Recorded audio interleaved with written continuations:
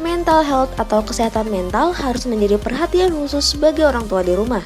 Anak-anak yang mengalami permasalahan kesehatan mental biasanya menunjukkan tanda-tanda seperti lebih murung dan selalu cemas terhadap suatu masalah yang akan sangat berpengaruh pada lingkungan sosialnya. Maka dari itu, penting bagi moms dan dads untuk mengetahui lebih dini mengenai apa saja gangguan kesehatan mental yang dapat dialami oleh anak. Maka dari itu, Akita.id telah mewawancarai psikolog anak untuk mengetahui lebih dalam seputar kesehatan mental pada anak. Yuk saksikan wawancaranya di video ini. Jangan lupa like dan komen videonya, serta subscribe YouTube Nakita Channel.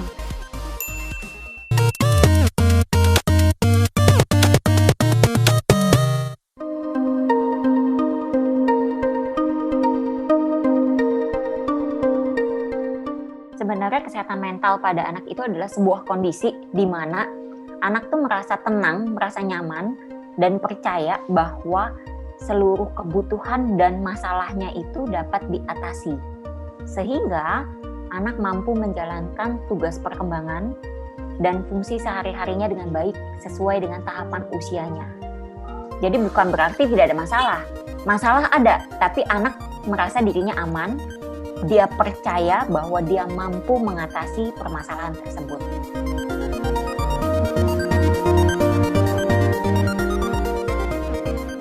Nah, secara umum, masalah kesehatan mental pada anak itu terbagi menjadi 4 kategori. Kategori yang pertama adalah gangguan perkembangan dan belajar, masalah perkembangan dan belajar.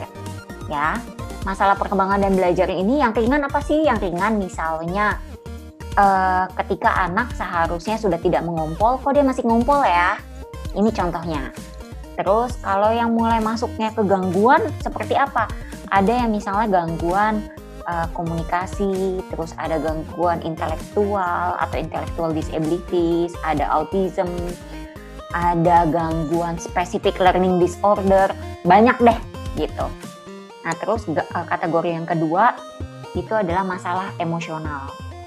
Masalah emosional misalnya anak rentan mengalami kecemasan, kemudian sulit berpisah dengan orang tuanya. Kalau yang sudah sampai ke tahap gangguan itu ada yang namanya separation anxiety disorder. Kemudian ada juga anak mungkin juga mengalami depressive disorder. Itu mungkin. Nah, kategori yang ketiga adalah masalah perilaku dan penyesuaian diri. Contohnya anak yang impulsif, kemudian tidak bisa mengendalikan perilakunya sehingga tampil kasar dan meledak-ledak kepada orang lain. Itu ada. Mudah marah, mudah tantrum, itu ada. Nah, kategori berikutnya itu bisa kita bilang kategori lainnya. Termasuk di dalamnya itu adalah permasalahan relasional. Contohnya relasi anak dengan orang tuanya, atau misalnya relasi anak dengan saudara kandungnya, atau misalnya kondisi yang mempengaruhi anak ini adalah hubungan anak dengan teman sebayanya, itu juga bisa gitu. Jadi memang masalah kesehatan mental itu yang mungkin terjadi pada anak itu sangat luas.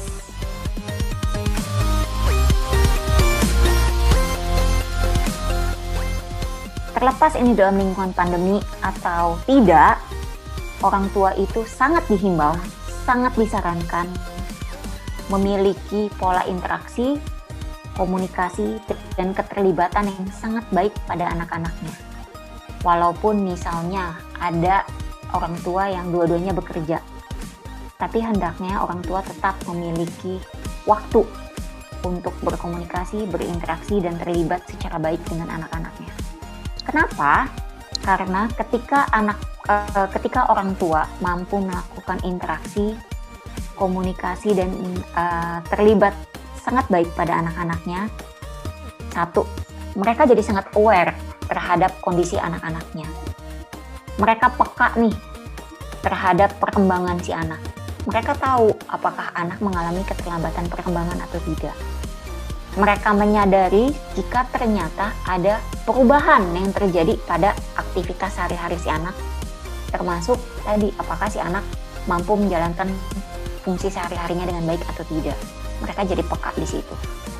Kedua, ketika mereka peka, mereka juga semestinya tahu nih kebutuhan-kebutuhan anak. Jadi mereka bukan hanya peka terhadap perkembangan dan perubahan si anak, tapi mereka juga peka kebutuhan si anak apa sih gitu. Apakah si anak memiliki kebutuhan emosional yang belum terpenuhi? Apakah anak memiliki kebutuhan stimulasi yang lebih lagi, yang saat ini mungkin ketika orang tuanya bekerja itu belum terpenuhi.